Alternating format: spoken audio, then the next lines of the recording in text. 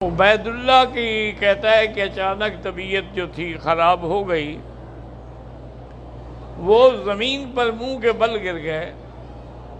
اللہ شفا عطا فرمائے، اللہ تبارک و تعالی صحت و عافیت عطا فرمائے۔ یہ بڑے امتحان ہیں حج کے، کبھی کوئی تکلیف ہو جاتی ہے، کبھی کوئی تکلیف ہو جاتی ہے، لیکن مومن ہر حال میں اللہ کی رضا پہ راضی ہے۔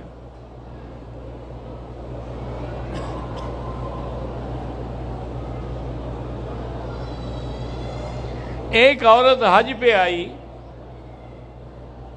اپنے شوہر کے ساتھ،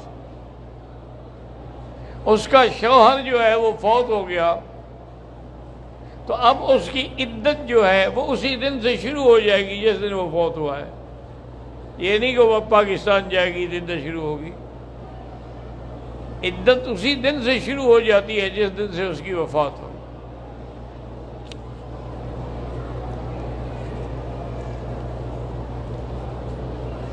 چار مہینے 10 دن عدت ہوگی۔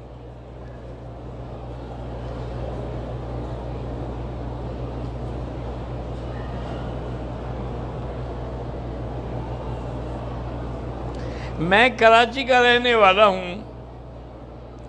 محرم کی 10 تاریخ کو حلیم بناتے ہیں، اکثر تو یہ شیعہ کی رسم ہے، حلیم بناتے ہیں۔ حضرت حسین پیاسے شہید ہو گئے، یہ حلیم کھا رہے ہیں۔ ان ملنگوں کا تم وفا دیکھو۔ حضرت حسین کہتے ہیں پیاسے شہید ہو گئے اور سبیلیں دودھ کی سبیلیں لگا رہے ہیں۔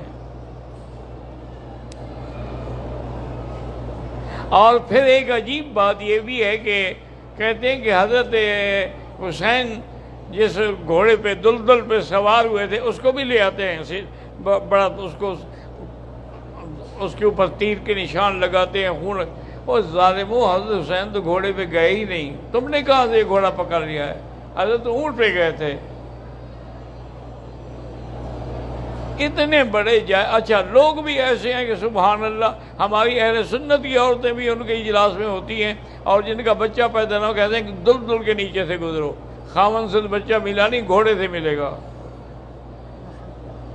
انا للہ و انا الیہ راجعون، اور کیا کہہ سکتے ہیں؟ بالکل حلیم نہ بنایا کرو نہ کھایا کرو۔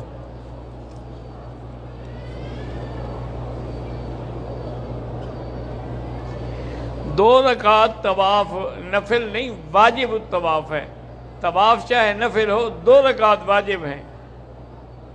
اگر وہ آدمی کو بھول گیا نہیں پڑھی، جب یاد آئے پڑھ لو، 2 دن بعد بھی پڑھ سکتے ہیں، 3 دن بعد بھی پڑھ سکتے ہیں۔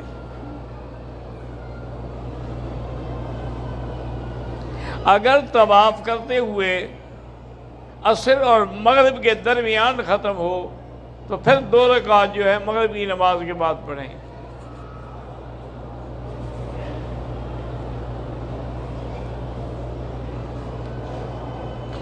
ہمارا ملازم شیعہ ہے جو کھانا پکاتا ہے، پہلے ہمیں معلوم نہیں تھا، اب ہمیں پتہ چلا ہے کہ یہ شیعہ ہے۔ تو کیا شیعہ کے ہاتھ کا پکا ہوا کھانا جائز ہے؟ جب یہودیوں کا کھا رہے ہو، یہ پیپسی کولا اور 7 اپ اور یہ کس کی ہے؟ یہ پیزا اور فلاں برگر یہ کہاں کے ہیں؟ یہ سارے یہودیوں کے تو ہیں۔ اگر یہ کھانا جائز ہے تو پھر اس بیچارے کی نوکری کیوں خراب کرتے ہو؟ اس کا پکا ہوا بھی جائز ہے۔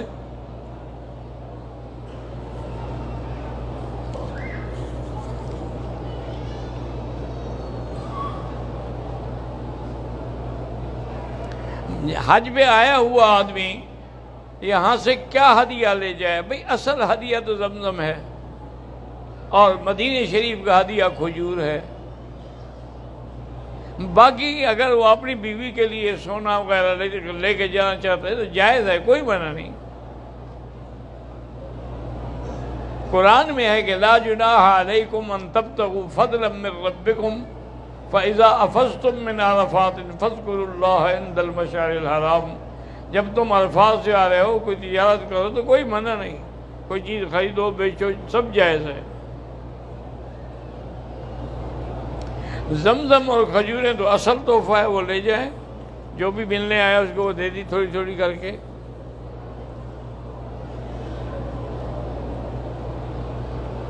میرا بیٹا جو ہے وہ 1 ہفتہ مدرسے سے غائب ہے، اللہ پاک ہدایت دے اور خیریت سے واپس آ جائے، اللہ اس کو ظالموں کے شر سے بچائے۔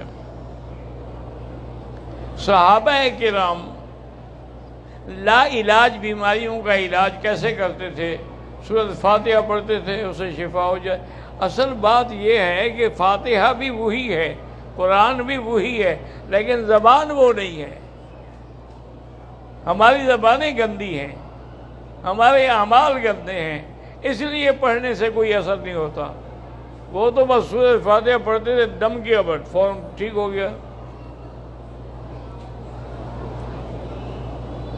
اگر نظر لگ جائے تو اس کا علاج یہ ہے کہ سورۃ نون والقلم کی آخری آیت جو ہے وہ 7 دفعہ پڑھ کے ہر نماز کے بعد اس کو دم کریں، پانی پہ دم کر کے پلائیں۔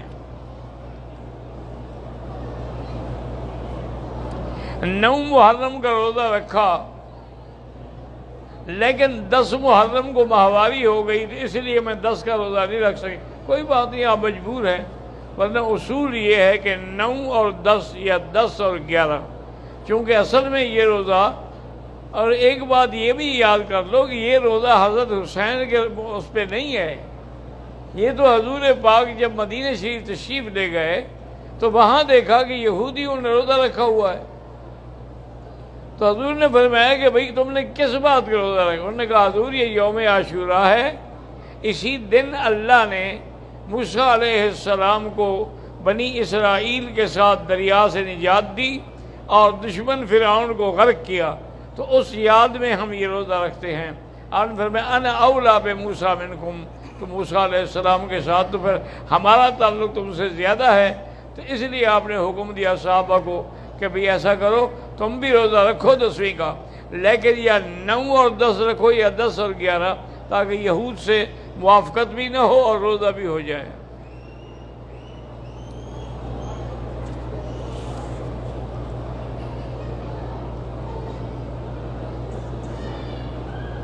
نماز کے دوران جو وسوسے آتے رہیں، آپ خود نہ لائیں، یاد رکھو، ایک ہے وسوسہ آنا، ایک ہے وسوسہ لانا۔ لانے سے تو نماز ختم ہو جائے گی۔ اگر ویسے آتے ہیں، آپ کا تو کوئی ارادہ نہیں ہے، تو آتے رہیں۔ کب تک آئیں گے؟ جب آپ اللہ کا قرآن پڑھیں گے تو شیطان تو آخر بھاگ جائے گا۔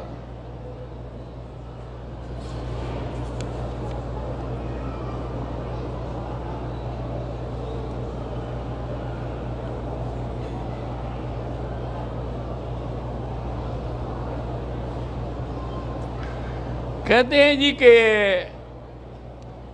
چند مہینے پہلے شادی ہوئی، 6 جولائی کو شوہر نے 1 طلاق دے دی اور 8 جولائی کو شوہر حادثے میں مر گیا، تو یہ طلاق کی عدت گزارے گی، چونکہ موت تو اس کی نکاح میں نہیں آئی نا، اس سے پہلے اس کا نکاح ختم ہو چکا تھا، طلاق دے دی تھی اس نے۔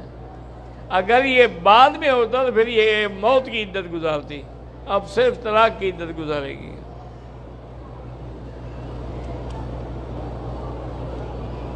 شوہر کے ذمے، بیوی کے ذمے جو حقوق ہیں ان کے لیے مغفرت کرے، دعا کرے، کوئی صدقہ جاریہ کرے، کسی مدرسے میں کوئی کمرہ بنا دے، کسی مسجد میں پانی کا انتظام کر دے، وضو کا انتظام کر، تاکہ اس کو ثواب ہمیشہ پہنچتا رہے۔ بڑی وفادار ہے، وہ تو طلاق دے گیا، تم اس کے لیے صدقے کر رہی ہو۔ وہ ایسے ہوتی ہیں عورتیں۔ وہ ایک ابن جوزی رحمۃ اللہ علیہ تھے نا، تو وہ بہت بڑے عالم تھے، بہت بڑے عالم تھے، بہت بڑے خطیب تھے، اور انہوں نے ہر موضوع پہ کتابیں لکھی ہیں، کتاب العقلاء، عقل والے کے لوگوں کے قصے، اسی طرح انہوں نے کتاب الحمقاء بھی لکھی ہے، احمقوں کے قصے۔ تو اس میں انہوں نے ایک قصہ لکھا ہے کہ ایک آدمی گیا قبرستان سے گزر رہا تھا، راستہ وہیں سے تھا، دیکھا کہ ایک عورت بیٹھی ہے پنکھا لے کے اور قبر کو پنکھا جل رہی ہے۔ وہ بیچارہ بڑا متاثر ہوا کہ بھئی عجیب عورت ہے، اتنی وفا کہ مرنے کے بعد قبر پہ بیٹھ کے پنکھا چل رہی ہے۔ انہوں نے کہا بی بی تم بڑی ہو، نے کہا وفادار نہیں، اس نے کہا تھا کہ میری قبر تو سوکھنے دینا دوسری شادی کرنے سے پہلے، میں سکھا رہی ہوں کہ جلدی سوکھے جان چھوٹے میں دوسری شادی کروں۔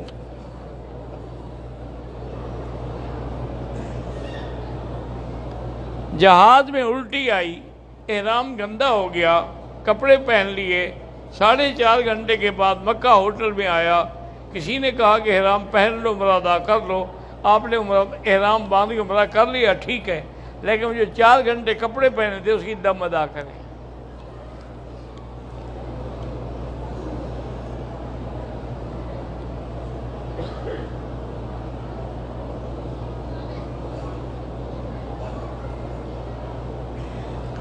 میاں کی عمر 47 سال ہے، بیوی کی 46 سال ہے، 2 سال سے ازدواجی تعلق بھی نہیں ہوا، 7 مہینے پہلے بیوی بچوں کے ساتھ گھر چھوڑ گئی ہے، خاوند کی اجازت کے بغیر، تو طلاق دے دو بس، اور کیا حل ہے؟ کوئی حل نہیں۔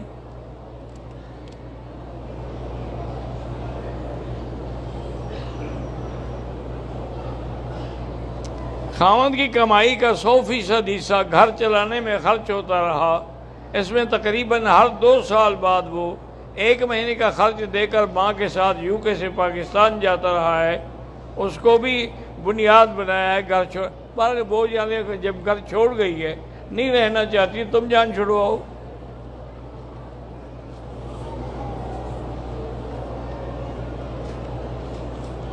بستی کی آبادی تو 2500 آدمیوں کی ہے، لیکن کوئی دکان نہیں، کوئی بگارہ نہیں، تو اس میں جمعہ حنفی مسلک میں نہیں ہوگا، باقی ائمہ کے نزدیک جمعہ ہو جاتا ہے۔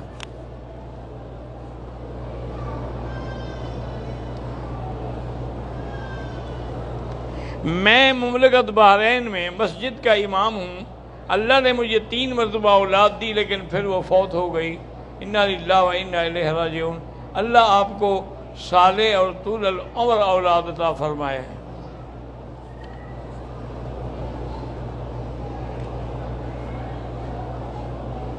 میری بہن 18 سال سے علاج کرا رہی ہے، اولاد نہیں ہے، اللہ پاک سے دعا کریں نا امیدی چھوڑ دیں، اور سورۃ یوسف پڑھ کے خاوند بھی اور بیوی بھی دعا کیا کریں، اللہ قادر ہیں اولاد عطا فرمائیں گے۔ میرے والد فوت ہو گئے، اللہ مغفرت فرمائے۔ مسجد عائشہ سے عمرے کی نیت کر سکتے ہیں؟ بالکل کر سکتے ہیں۔ جب خانہ کعبہ کے سامنے پہلی صف میں کھڑے ہوں تو نظریں کہاں رکھیں؟ نیچے رکھیں، کعبے کی طرف نہیں، نظر نیچے ہو۔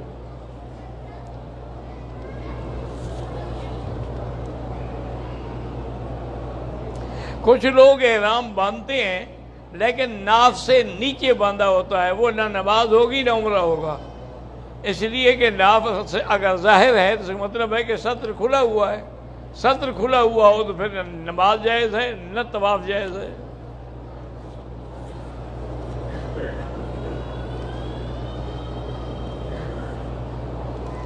بہرحال کمرے میں تو نماز نہیں پڑھ سکتی، البتہ ویل چیئر پہ وہاں تک لے آئیں جہاں صفیں ہوں، پھر وہاں نماز پڑھ لیا کریں۔ عمرے کے اندر سب سے اہم چیز جو ہے وہ نیت ہے، اور اس کے بعد احرام اور طواف۔ اگر طواف کے دوران وضو ٹوٹ جائے چھوڑ دیں، وضو کر کے دوبارہ شروع کریں۔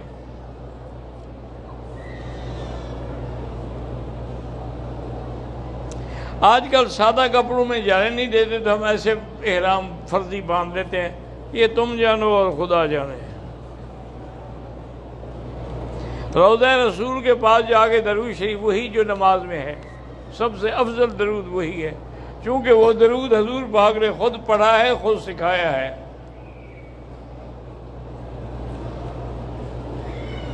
اگر آدمی کو پاؤں میں تکلیف ہے تو کوئی چپل وغیرہ پہن کے صفا مروہ دوڑ سکتا ہے؟ ہاں دوڑ سکتا ہے۔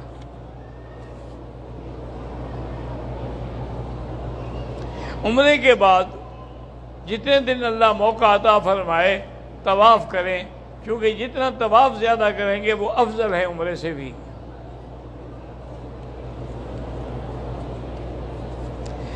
عمرے پر آتے ہوئے جب ہم یہاں پہنچے تھکے ہوتے ہیں تو اگر ایک دن آرام کر کے دوسرے دن عمرہ کریں لیکن احرام نہ کھولیں، پابندی قائم رکھیں تو پھر کوئی حرج نہیں۔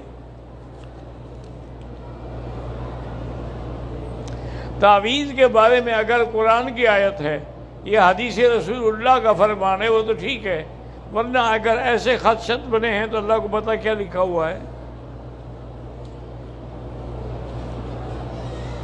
کھوڑ کی بیماری کے لیے وظیفہ، ہر بیماری کے لیے وظیفہ سورۃ فاتحہ ہے اور آیت الکرسی ہے۔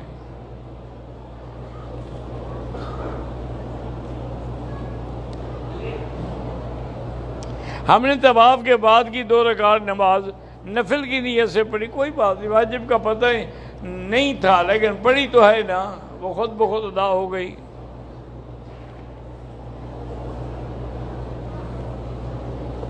اگر کوئی آدمی 10 محرم کا روزہ رکھے لیکن 11 کا نہ رکھے تو اس نے حضور پاک کے فرمان کی مخالفت کی۔ حضور نے فرمایا صوموا یوما قبلہ او بعدہ، یا 9 اور 10 رکھو یا 10 اور 11 رکھو۔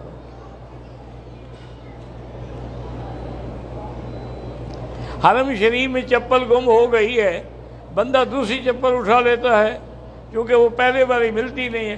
اگر بیوی گم ہو جائے پھر کیا کرو گے؟ یہ فتویٰ تم دے دو تو چپل کا میں دے دیتا ہوں۔ یعنی سستی چیز جائز ہے، مہنگی ناجائز ہے، بالکل نہ اٹھائیں۔ اپنی چپل کو کپڑے میں تھیلے میں ڈال کے ساتھ رکھیں۔ بھئی 2500 کی بستی ہو کچھ ہو، اگر بازار نہیں ہے، ضرورت کی دکانیں نہیں ہیں تو وہاں حنفی مسلک میں جمعہ نہیں ہوتا، باقی ائمہ کے نزدیک ہو جاتا ہے۔ تو جب وہاں سے دور ایک جگہ ہے جہاں جمعہ ہوتا، وہاں جا کے جمعہ پڑھا کرو تاکہ ثواب بھی زیادہ ہو، جتنا چل کے جائیں گے اتنا ثواب زیادہ ہوگا۔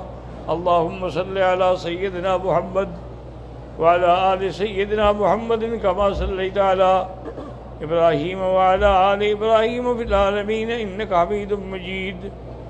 اللہم متعنا باسماعنا وابصارنا واشرح صدورنا احینا بقواتنا ما ابقیتنا واجعل الوارث منا واجعل ثارنا علی من ظلمنا وانصرنا علی من عادانا۔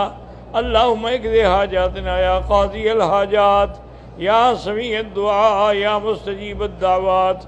رب اغفر وارحم واعف وتکرم وتجاوز عما تعلم انک تعلم ما لا نعلم انک انت اللہ العز الاکرم۔